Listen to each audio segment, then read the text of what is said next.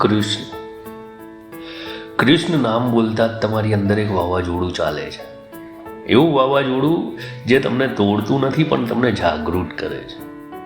કૃષ્ણ એ કોઈ મૂર્તિ નથી. કૃષ્ણ એ તમારી અંદર છુપાયેલો એક અજાણ્યો સાહસ છે, એક અહેસાસ છે જે તમે વર્ષોથી દબાવી દીધો છે.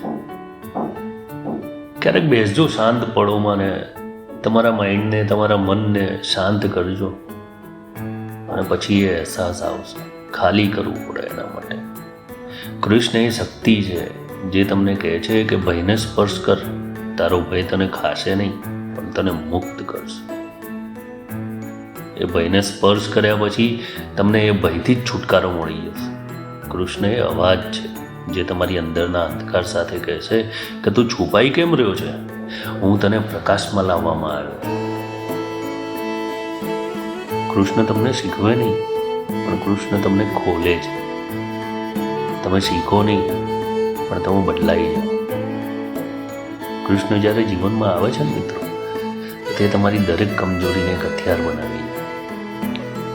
તમે રેતી જેવા ન હો, તમે પથ્થર જેવા બની જાઓ. કૃષ્ણ એ સમર્પણ નથી પણ કૃષ્ણ એ રેઝિસ્ટન્સ તૂટવાનો પળ છે. જ્યાં તમે કહો કે હું તોડી શકાયો માણસ નથી પણ હું તૂટીને ફરીથી જન્મી શકાયો માણસ છું. કૃષ્ણ તમને લડવાનું નહીં શીખવે. કૃષ્ણ તમને તમારી સૌથી જંગલી શક્તિ સાથે પરિચિત કરાવશે.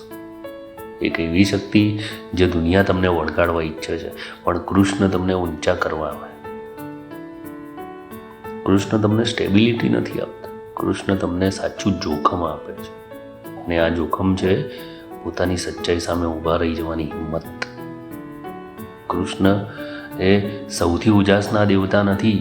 કૃષ્ણ એ માણસના અજાણ્યા અંધકારને મિત્ર બનાવનાર દેવતા છે. પણ સૌથી શક્તિશાળી સત્ય શું છે ખબર છે? કૃષ્ણ એક દિવસ તમારી પાસે નહીં આવે. કૃષ્ણ ત્યારે જ આવશે જ્યારે તમે અંદરથી કહી દો કે હવે હું મારા નકલ કરેલા સ્વરૂપથી થાકી ગયો છું. હવે મને મારા સાચા સ્વરૂપમાં ઊભું થવું છે. હવે મારે સત્યને જોવું છે. કૃષ્ણનો અર્થ જ સત્ય છે.